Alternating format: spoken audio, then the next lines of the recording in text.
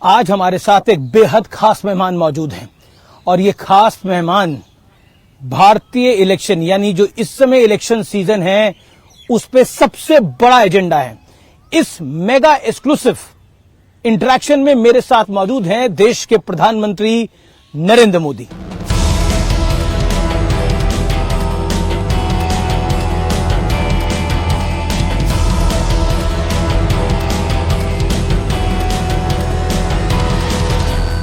मेरे साथ इस चुनावी सीजन का सबसे बड़ा जिसे कहते हैं सबसे बड़े मेहमान है यानी एक मेगा एक्सक्लूसिव इंटरव्यू देने के लिए हमारे साथ प्रधानमंत्री नरेंद्र मोदी इस समय मौजूद हैं।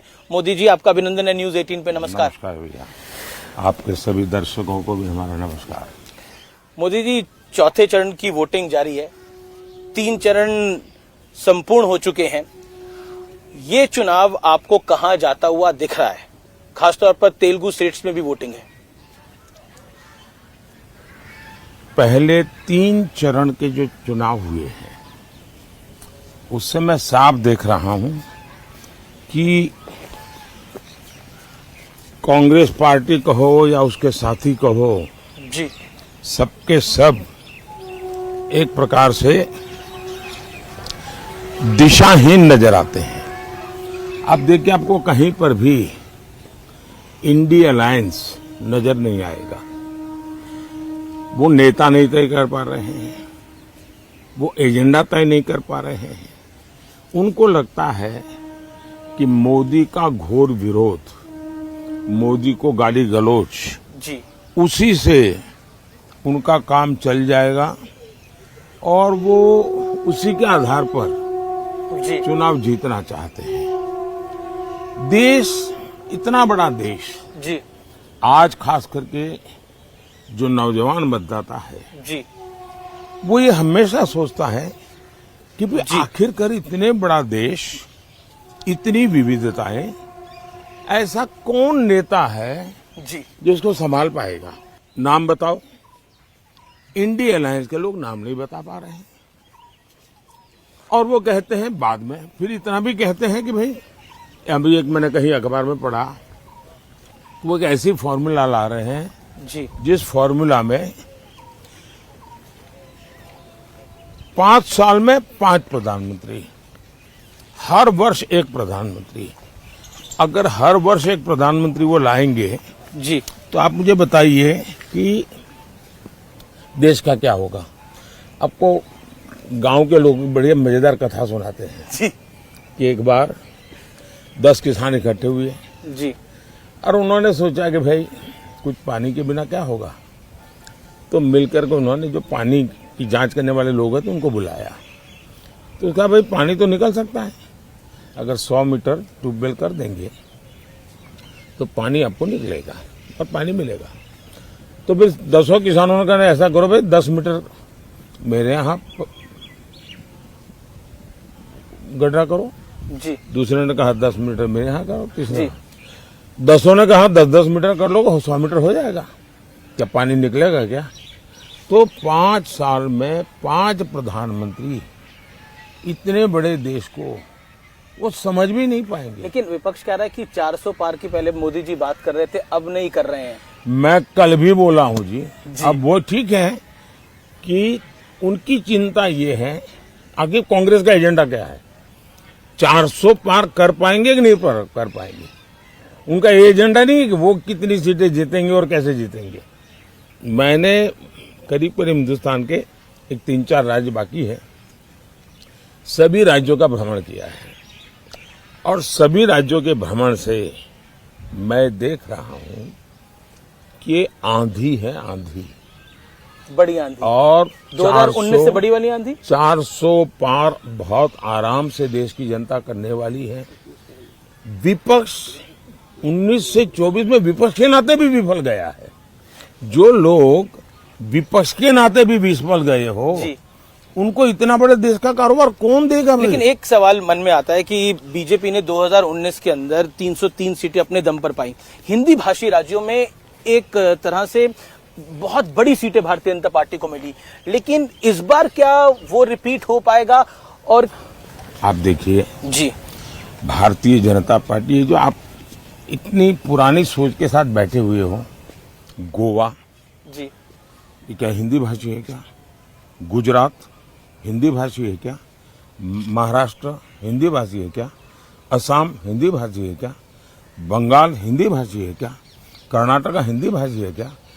आज भारतीय जनता पार्टी पूरे देश में है और पूरे देश में मैं कह रहा हूं भारतीय जनता पार्टी हैट्रिक करेगी करेगी और करेगी।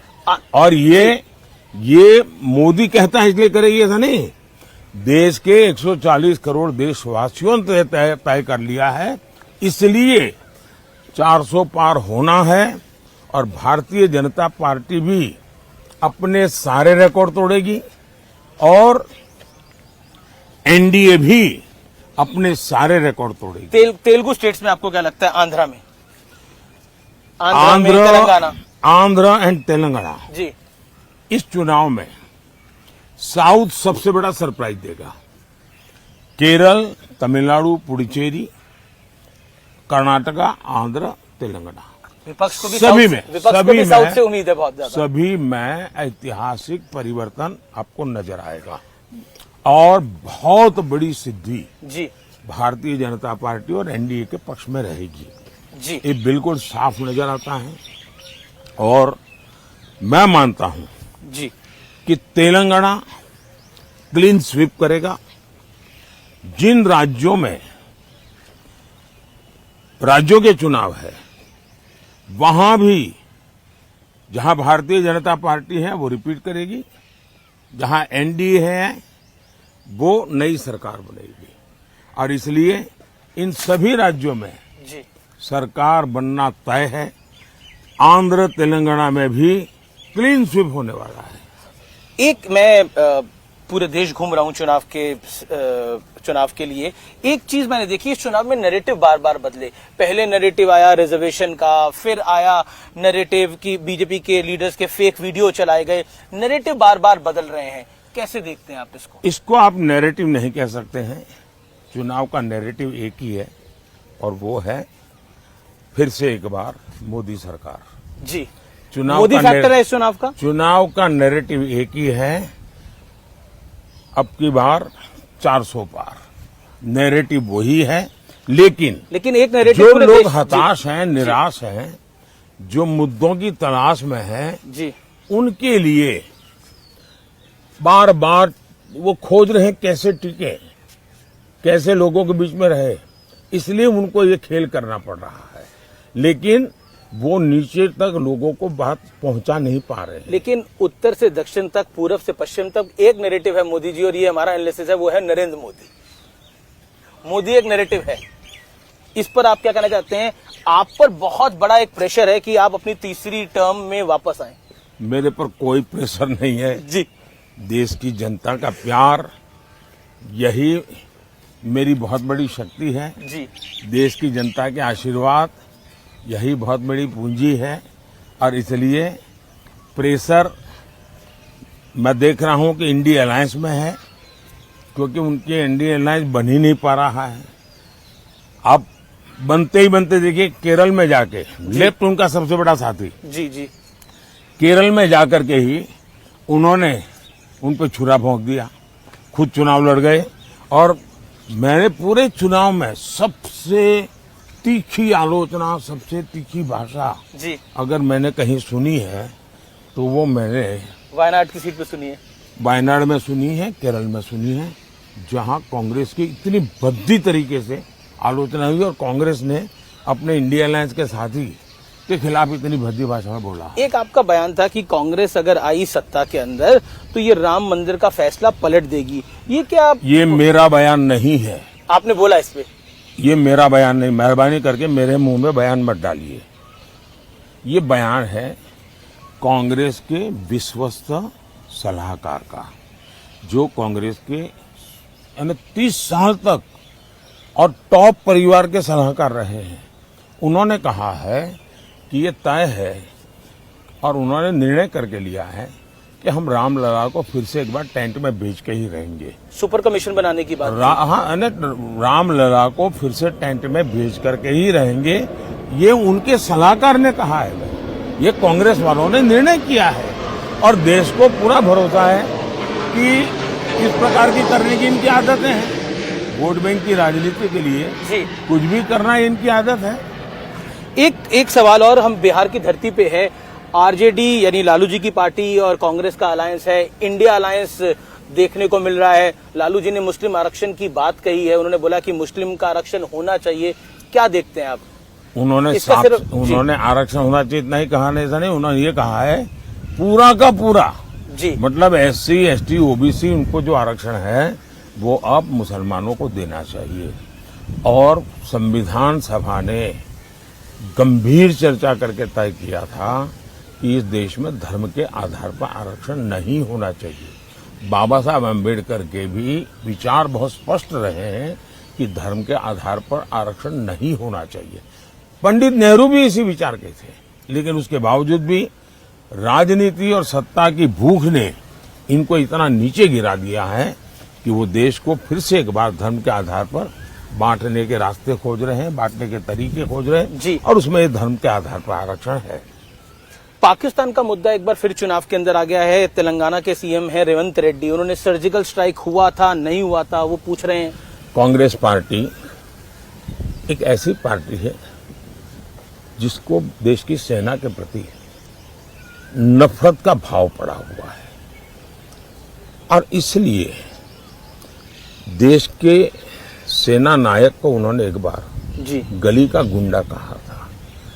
जिनकी भारत की सेना के प्रति ये भाव होंगे उनसे आप कैसे अपेक्षा कर सकते हो? पाकिस्तान भी सर्जिकल स्ट्राइक नहीं हुए ऐसा कहता नहीं है, पाकिस्तान भी नहीं कहता है। हाल ही में पाकिस्तान ने तो राहुल गांधी की तारीफ करी थी, पाकिस्तान के एक नेता ने। लेकिन कांग्रेस पाकिस्तान में जी सदन में उनके नेताओं ने भाषण किया है जी कि भाई ये जिस प्रकार से सर्जिकल स्ट्राइक करके जाते हैं, एयर स्ट्राइक करके जाते हैं और हम हाथ से हाथ जोड़ करके बैठे रहते हैं, ये उनके भाषण है वहां के। अगर हमारी बात नहीं माननी है, हमारी देश की सेना की बात नहीं माननी है, तो वो अपने मित्र पाकिस्तान के लोगों की बात तो सुन लें, उनको तो मान लें। इस चुनाव में लगातार आपको अपशब्द कहे जा रहे हैं।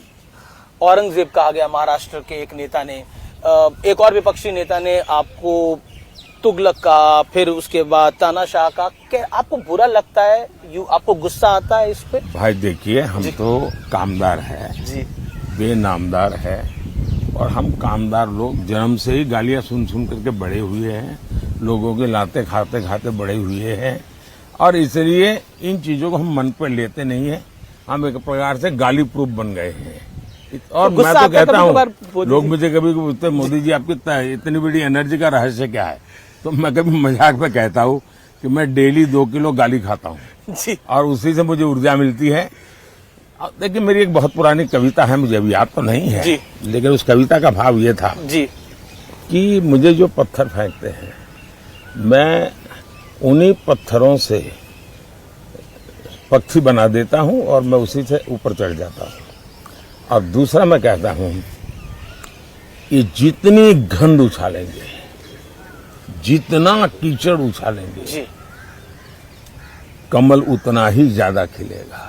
एक सवाल आखिरी ये है कि माताओं बहनों का आपसे एक विशेष लगाव है। कल हम बंगाल का वीडियो देख रहे थे, उस बंगाल के वीडियो के अंदर महिलाएं, मतलब उनके आंखों में आंसू आ रहे हैं। एक इमोशनल कनेक्ट जो है, इसको प्रधानमंत्री जी आप किस तरह से देखते हैं? क्योंकि ये बहुत बड़ा इमोशनल कनेक्ट है। मेहरबानी करके जी, इन माताओं बहनों का जो आशीर्वाद है, इसको राजनीति के तराजू से मत तोलिए। ये एक भावात्मक विषय है और मैं मानता हूं कि मेरे देश का कल्याण करने के लिए मेरी मातृशक्ति को एम्पावर करना चाहिए, स्त्री शक्ति को एम्पावर करना चाहिए, नारी शक्ति को बढ़ावा देना चाहिए। तो मैं एक बड़ी श्रद्धा से, एक पूजा भाव से काम कर रहा हूँ। कृपा करके इसको राजनीति के तराजू से मत तोलिए और मैं चाहता हूँ मैं वैसा ही पूरे भक्ति भाव से इस देश की माताओं की सेवा करूँ, इस देनों की बहनों की सेवा करूँ, इस देश की बेटियों की सेवा करूँ। यूथ वोटर को, जो फर्स्ट टाइम वोटर है, उसको आपका मैसेज क्या होगा प्रधानमंत्री मोदी? मेरा उनके लिए कोई मैसेज नहीं है, मुझे तो देश के युवा का मैसेज चाहिए मैं देश के युवाओं की इच्छा आकांक्षा के अनुसार चलना फर्स्ट चाहता टाइम हूँ। वोटर क्यों वोट करे मैं नरेंद्र मोदी को, फर्स्ट बीजेपी टाइम को? वोटर की इच्छा अनुसार देश बनाना चाहता हूँ। हमने अभी जो 2047 का विजन बनाया, करीब 35 लाख नौजवानों से मैंने फीडबैक लिया है और मैं अभी 100 दिन का कार्यक्रम बनाया है। जी, मैं अभी सोच रहा हूं कि मैं 125 दिन का बनाऊं और मैं 25 दिन जो है उसके लिए देश के युवाओं को पूछने वाला हूं। ये 25 दिन के लिए उनके क्या सुझाव है, कौन से काम मैं पहले करूं। तो मैं इस प्रकार से देश के युवकों को उनकी आशा आकांक्षा के अनुसार देश चलाना चाहता जेनजी हूं। जनरेशन आपसे पूछना चाहती है, आपका कोई बेस्ट फ्रेंड है? नरेंद्र मोदी का कोई बेस्ट फ्रेंड है? BFF, best friend for ever. मतलब क्या मतलब होता आपका है? कोई खास दोस्त है जिसके साथ आप दिल की बात करते हैं? ऐसा है, मैं देश के 140 करोड़ देशवासियों से दिल की ही बात करता हूं जी। मैं तो जीता हूं दिल के संबंधों से। जी, बहुत बहुत धन्यवाद। धन्यवाद प्रधानमंत्री जी, नमस्कार। आपने हमें समय दिया नमस्कार जी। और आप 100 से ज्यादा रैली और रोड शो कर चुके हैं। इतनी ऊर्जा आप कहां से लेकर आते हैं? धन्यवाद जी। धन्यवाद प्रधानमंत्री मोदी।